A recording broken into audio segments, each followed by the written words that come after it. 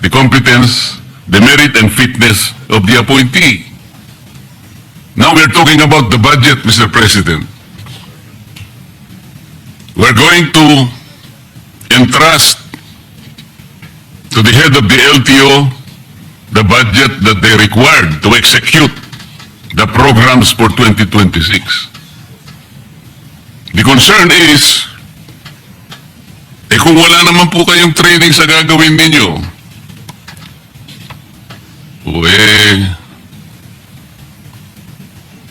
baka po, may papangako po ba ninyo ng budget na ibibigay sa inyo ay talagang magagastos doon sa kanyang dapat nakapuntahan, considering na hindi naman po kayo talaga nakaakma doon sa posisyon na dapat sana ay naibigay doon sa talagang karapat-dapat, Mr. President. Well, Your Honor, Mr. President, according to Secretary Lopez, since LTO will be directly under the OSEC, they will really monitor and make sure that they will function and the reforms that need to be instituted will be done. So, yan po ang commitment ng Secretary Lopez natin. In fact, meron nga akong ditong side. Meron din pong appointee ron na hindi ako pabor no, na political appointee. Na we should appoint people who have the technical skills and know-how and knowledge para hindi masayang, not political appointees. I'm talking about the PNR chairman who was recently appointed. Sayang po ang ating pong PNR, yan po ang advocacy natin, railway system. Nag-appoint po ng isang dati naming konsihal na wala lackluster record kahit bilang konsihal, kaya nga minsan nasasayang, minsan nakakapagtaka rin. Ako rin, Mr. Chair, nagtataka rin ako minsan. Nangihinaya po ako sa posisyon. We should be appointing people who have that capability and knowledge in position para hindi ko nasasayang. Salamat po sa sagot. Ako naniniwala talaga ko na yung meritocracy, yung merit po talaga, importante rin yun. Halimbawa po ako, na-appoint ako na secretary ng DOH. Hindi ko po tatanggapin dahil hindi naman ako doktor Kung magicero po siguro, tatanggapin ko. Magic lang naman yun Ang ibig ko po sabihin, Mr. President, nang dahil ba kayo po ay inihatid niyo ang Pangulong Duterte sa The Hague? Ito po bang kabayaran, Mr. President? Ito po ba'y premyo? Kasi kailangan nating ma-disabuse po ang pagdududa ng mga kababayan natin. Hindi naman po kayo ang dapat na maghatid sa kanya ron Tama po, Mr. President?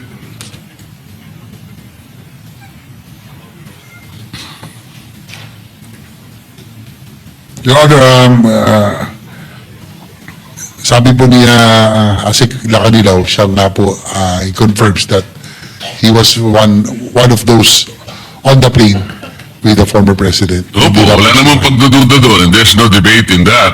Ang tinatanong po, kayo po bang authorized na dapat sumama na maghatid sa hindi tamang pagkakahatid sa dating Pangulo? Under what authority did you accompany the former president to The Hague, Netherlands? According to kanina now, meeting with the OSCE, they are on top of the Interpol po. Kaya po sila po kasama. Kaya What po do you mean kasama. they are on top of the Interpol, Mr. President?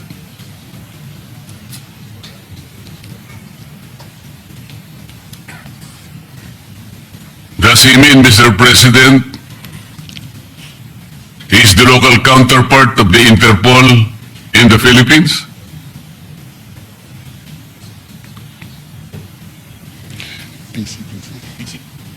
Yung pong PCTC daw po is that's Interpol NCB Manila. Yun nga po. Yan po. The PCTC is the Philippine Center for Transnational Crimes. Opo.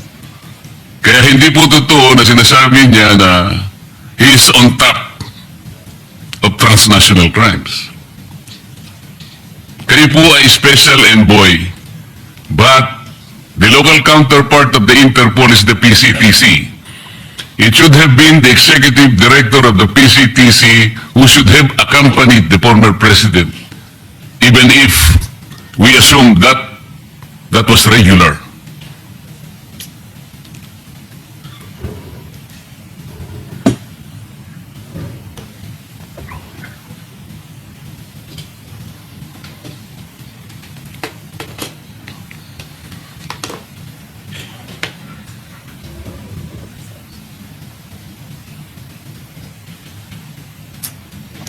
According to Asik Lakanilaw, that meron po daw siyang dokumento that he was well documented for him to be able to accompany the former president to The Hague, being the head of OSCE.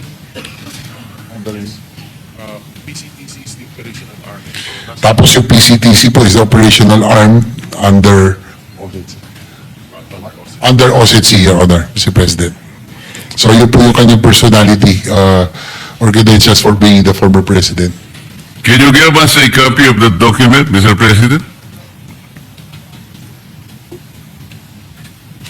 According to Sikila Kanilaw, it's with the Office of the President, Your Honor. Ano po? Nasa OP daw, sa Office of the President. Or the Office of the Executive Secretary. Can you get about that copy? He will try to request for a copy, Your Honor. What does the document say, Mr. President?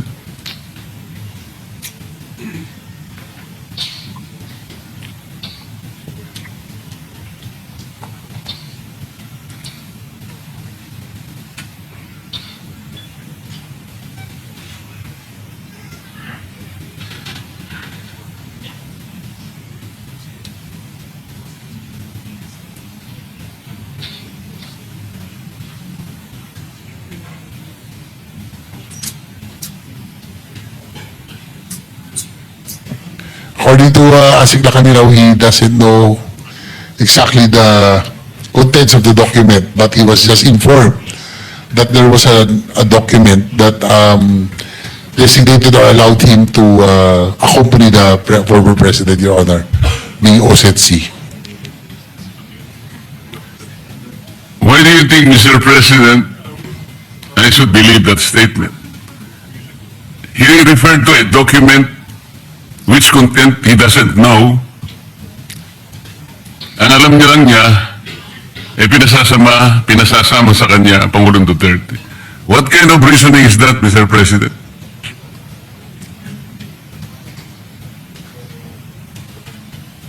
Sabihin niyo rin totoo para matapos na ako kasi sandali lang naman sana ako eh. Kung hindi lang paligoy-ligoy kayo, tapos na ako eh.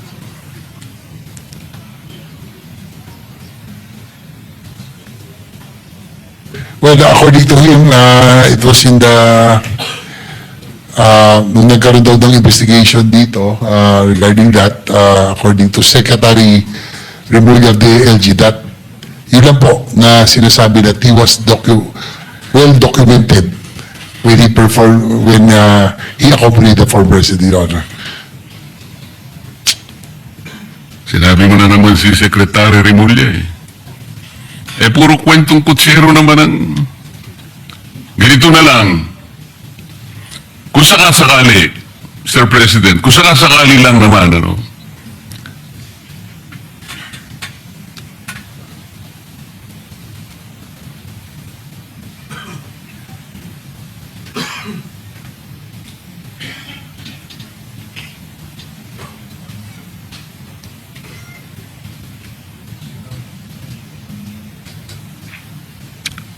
ito po kasi, tama naman yung aking suspecha, Mr. President. There was already an admission on the part of Ambassador Lakanilaw din nung nag-hearing ang isang committee in the Senate on the arrest of FPRRD, na nag-volunteer ka lang eh.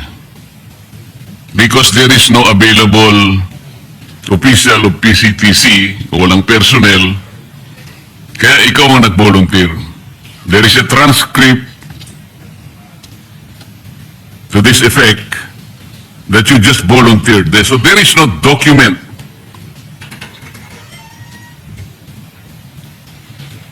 So, which is very, very clear, Mr. President, that he himself volunteered due to the unavailability of personnel from PCTC. So he arrogated upon himself something that was not lawfully delegated to him. Sa mga kapatid, talagang parang bayad lang. Parang papremyo lang sa kanya ito. Kaya pala hindi niya maipaliwanag kung bakit siya. Alam mo, Mr. President, ganito po yan eh. Lahat po ng notice ng isang korte, lahat ng sabina o anumang klase ang ipatupad ng korte, yung sheriff po ang nagdadala. Kumbaga, yung PCTC dapat ang nagdala sa Pangulong Duterte. Pero kayo po nag-volunteer. Tama po. Ito Yes, Your po ang Honor, transcript. Yes, Your Honor, Mr. President, inamin po ni Asik Kalinaw na siya po ay nag-volunteer. Oh, nag-volunteer. So wala na yung dokumento, ah. Wala na yung dokumento, eh. Hindi mo nga maipaliwanag kung ano yung content ng document. Eh. Kwento lang yun, kwentong kutsero lang. Yes?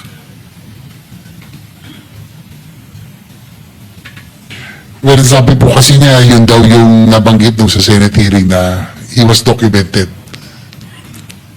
You were documented as what? Kanina dokumento yung sinasabi mo, ngayon ikaw na ang dokumento. Ano ba yun? Nung siya po ay nag-voluntaryo, kinakailangan daw mabigyan ng dokumento bago po, para po siya po ay makaalis. At So, makasama. okay.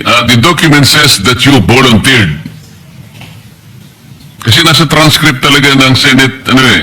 Yes, Your Honor, he confirms. So the last question now, since you volunteered to accompany the former president to The Hague, kahit na irregular, illegal lahat ang mga proseso, will you also volunteer kung sakasakali na babalik na ang dating Pangulo na ikaw rin ang mag-uwi sa kanya?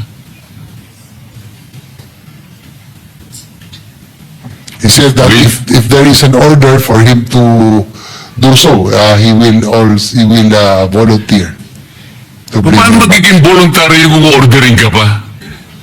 Kaya nag-volunteer ka kanina. Mariosep naman na usapan ito. Now, kung may order daw, siya po ay susunod yun. Hindi na voluntary yun, inorderan ka na, mandate na yun eh. Salamat po, Mr. President. Pasensya na po at tumaba lang ng konti. Maraming salamat po, Mr. Sponsor. Thank you rin po. Right. Majority Leader. Thank you, Mr. President. With the permission of Senator Lauren, is it all right if he has only one question, Senator? Yeah. By age. Mr. Age before beauty. Mr. President, may we recognize for a few questions our Senate President Pro Temp, with the permission, of course, of Senator Legarda. All right, Senator, the President Pro Temp, Senator Ping Lacson is recognized. Thank you, Mr. President, and with the kind permission of the beautiful lady from Antique, Senator Lauren Legarda. I only have two questions. First, how many district offices have no permanent offices? Yung mga nag-i-squat.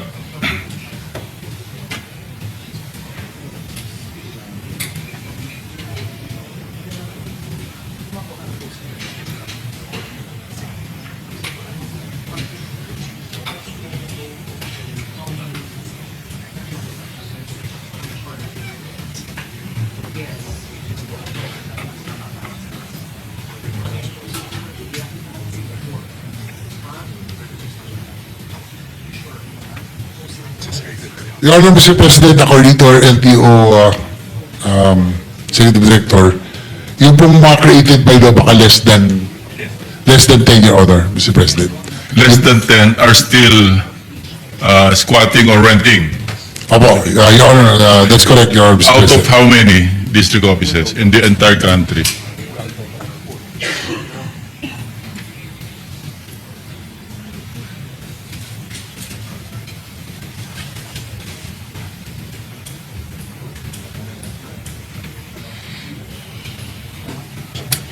Your Honor, Mr. President, unfortunately, they do not have the figures right now and they will submit